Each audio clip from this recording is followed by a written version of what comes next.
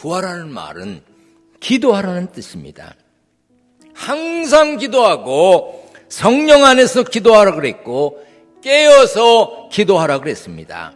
성령 안에서 기도해야 합니다. 우리가 마땅히 기도할 바를 알지 못해도 탄식으로 우리를 위해 간구하시는 분은 성령님이십니다. 성령께서 우리의 연약함을 도우심을 믿고 기도해야 합니다. 그리고 예수 믿고 구원받은 우리는 항상 기도해야 합니다. 기도의 때와 장소가 있는 게 아닙니다.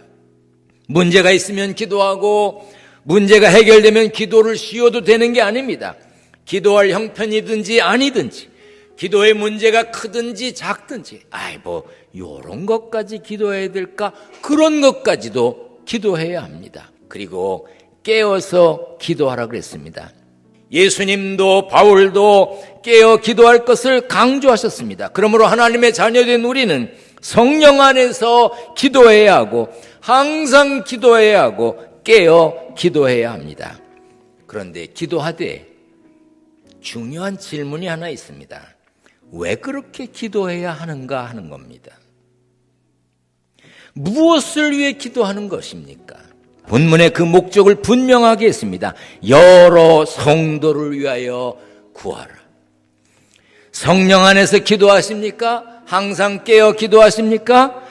내 문제, 내 갈 길, 내 평안, 내 믿음만을 위해 기도하십니까? 거기에 더 보태서 여러 성도를 위해 구하라고 했습니다. 하나님의 자녀된 우리는 아픔이 있고 어려움에 처한 다른 교우들을 위해 기도해야 합니다. 소망을 잃고 낙심한 사람들을 위해 성령 안에서 기도해야 합니다.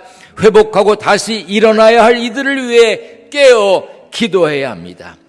기도는 죽게 하는 RM이지요.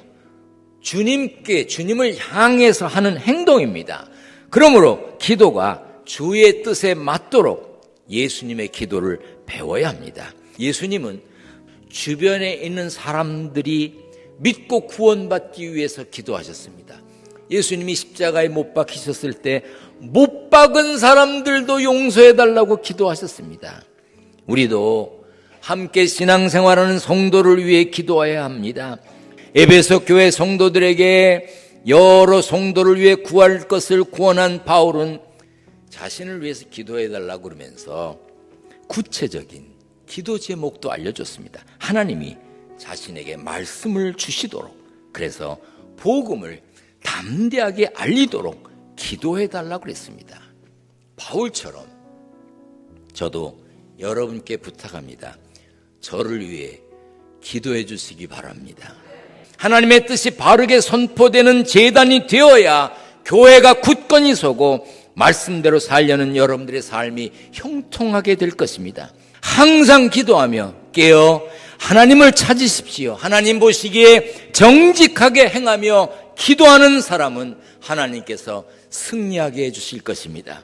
그 승리의 주인공이 되시기를 축원합니다.